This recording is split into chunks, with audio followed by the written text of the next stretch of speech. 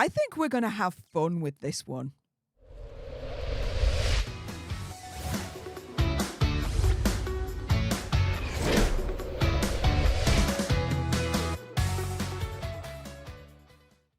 Hey up everyone, it's me, Stef, the alternate, your nerdy alternative, and welcome to the Dose of the Daily Nerd, where I break down the royal news and gossip of the day that's pretty much caught me eye. And oh my goodness, yeah, let's jump into this madness, shall we? Because Meghan Markle's mouthpiece, Omid Scobie, has been branded as effing nuts in Mike Tindall's new book, and so much more, yeah.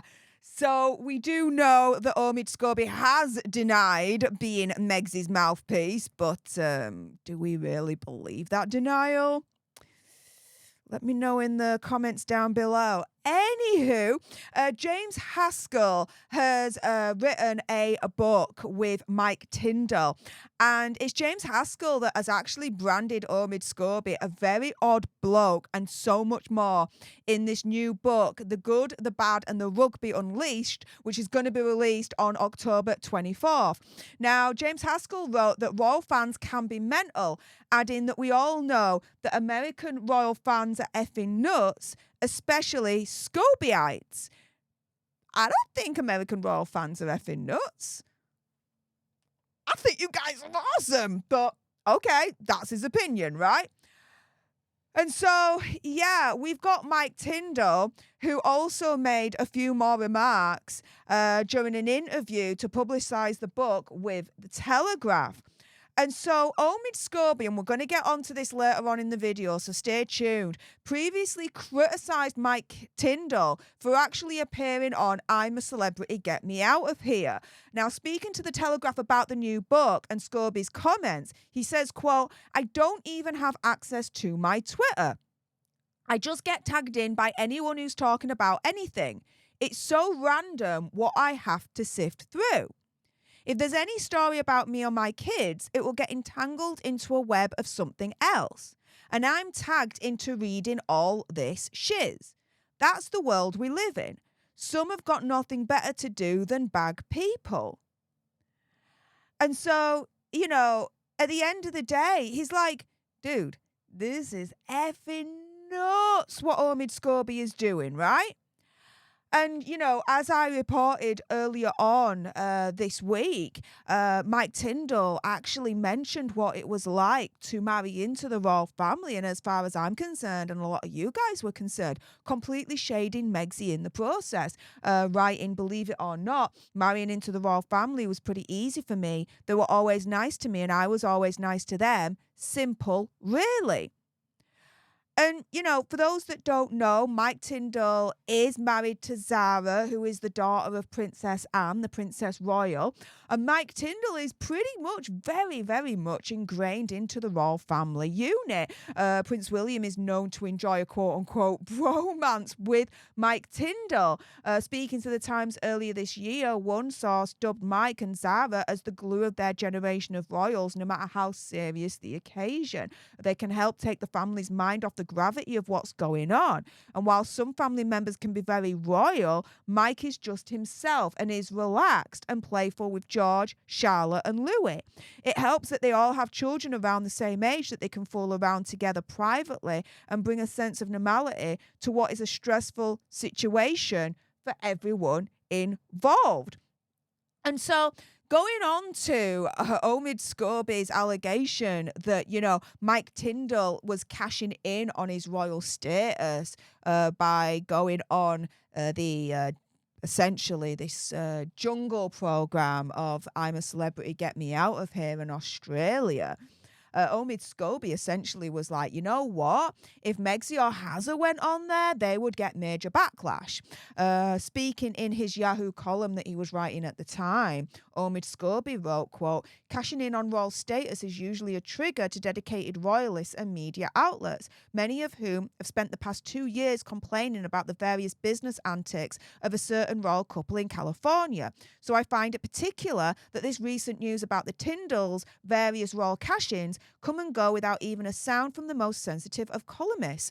But what Omid Scobie is failing to actually recognise here, as far as I'm concerned, is that, dude, Hazza and Megsy were cashing in by bad-mouthing the royal family, the British public, our identity. Because by bad-mouthing the royal family, you're bad-mouthing the British identity, because the royal family is part of the identity of being British. It's part of our culture. There's no way around it. Haskell and Meghan cashed in, made their money, as far as I can tell, my opinion, conspiracy theory, whatever, by bad-mouthing the royal family. Mike Tindall and Zara are not doing that. Yeah, they're cashing in, but they're not bad-mouthing the royal family and the British public by doing so. Big major difference as to why they're not getting the backlash, but Haskell and Meghan are. But Omid Scobie's not going to make that distinction, is he? Oh, no. He says, in fact, it's been quite the opposite.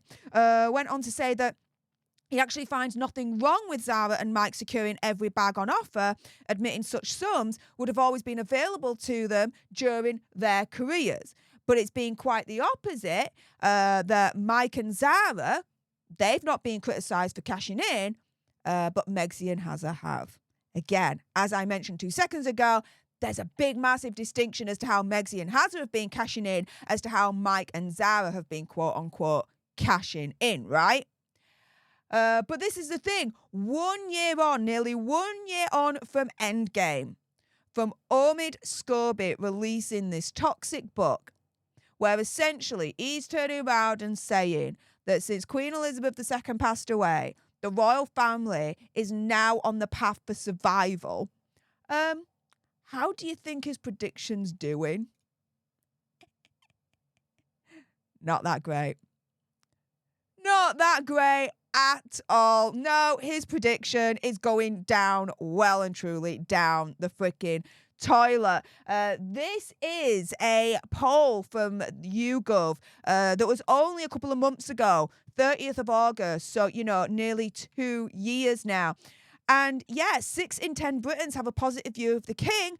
Prince William and Princess Catherine remain Britain's favourite royals. And so when you look at the royal family favourability for August 2024, yeah, you see Prince William, Princess Catherine, Princess Anne, King Charles, Prince Edward, Sophie, the Duchess of Edinburgh.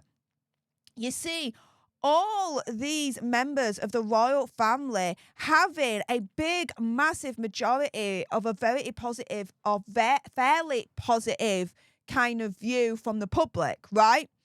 Yeah, you go down to Prince Harry and Meghan, the public do not like them at all. They have more fairly negative and very negative views from the public. It's the reverse. And Meghan and Haskell are literally only more popular than Prince Andrew. And that's got to say something, guys. That has got to say something. With that being said, guys, if you appreciated this video and you want more, and believe me, of course, there's going to be more, you do not want to miss my next video, then make sure you subscribe to join our Alter Nerd tribe, because I'll be honest with you, help us now get to 1 million so we can also get that go play button right there and hopefully cause a Meghan Markle meltdown on Instagram. Like, share, comment down below your opinion, conspiracy theories, whatever's. Also, as well, if you've got some very strong opinions on Omid Scobie being branded as effing nuts, and I bet you do, then make sure you send me a super thanks. It's just below this video right here. We can have a conversation about this because it does guarantee a response from me. And until the next time, you guys, laters.